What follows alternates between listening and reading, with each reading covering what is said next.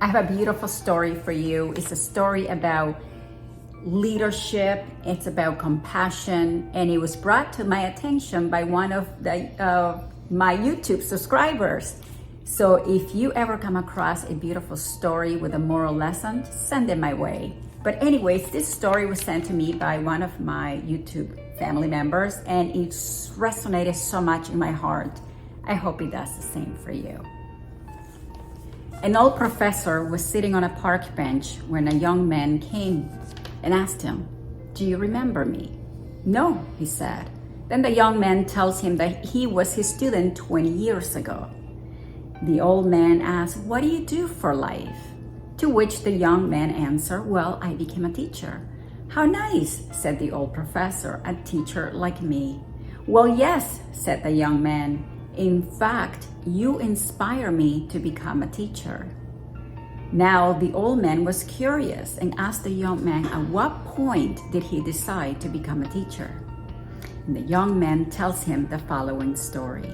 "When I was in the 7th grade, there was a student that came with an expensive and beautiful watch, and it was stolen. Do you remember that?" "Yes, I do," said the old professor. "Well, I decided I wanted it and I stole it. I took it out of his pocket. Shortly after, the boy noticed it was missing and he came to you complaining. Then you went to the front of the class and you addressed us all saying, 'This student's watch was taken. Whoever stole it, please return it.' I didn't give it back. I didn't want to, but also because I was full of fear. I wouldn't dare come forward to return it.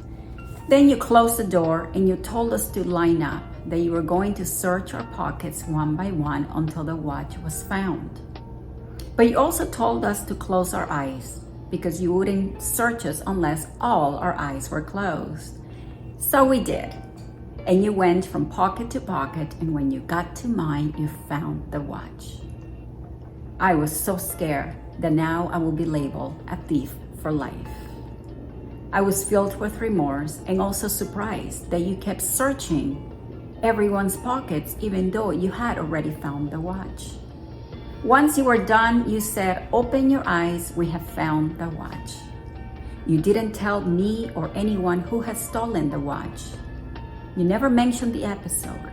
But that day, even though it was the most shameful day of my life, it was also the day that my dignity was saved. You never said anything. You didn't even scold me or took me to the side to give me a moral lesson. But I received your message clear.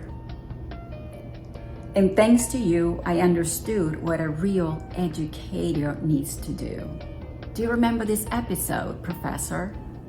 "Yes, I do," answered the professor with tears in his eyes. "I remember clearly," he said, "about the stolen watch, but I didn't know who had taken it until today that you tell me it was you. You see, my boy, I too had my eyes closed when I searched your pockets." I love the story because it has such a strong message on leadership and mercy. And I guess the message is very clear that not every act of misbehavior may require a punishment.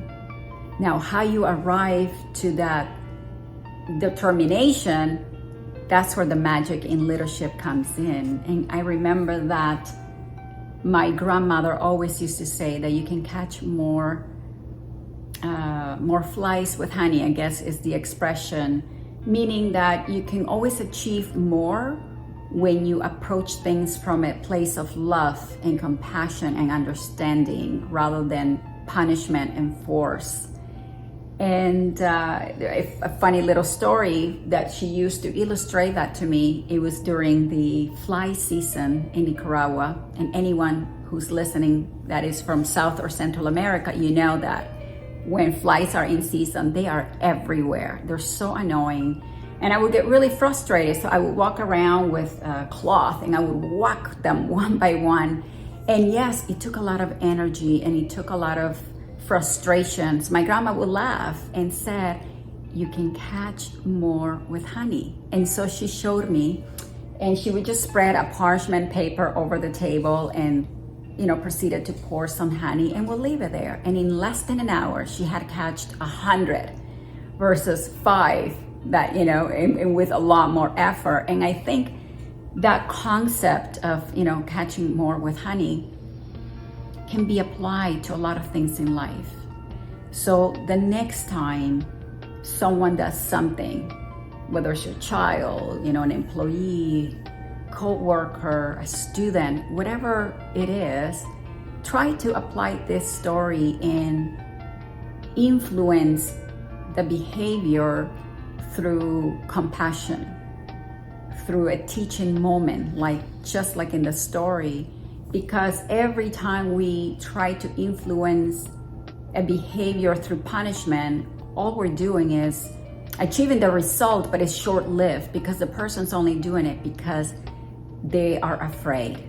Okay? So punishment may deter the person, but it is love and understanding and the compassion that will make them transform. So I hope that this message has reached you, and feel free to share it with your friends and family. Subscribe to my YouTube channel and help me grow.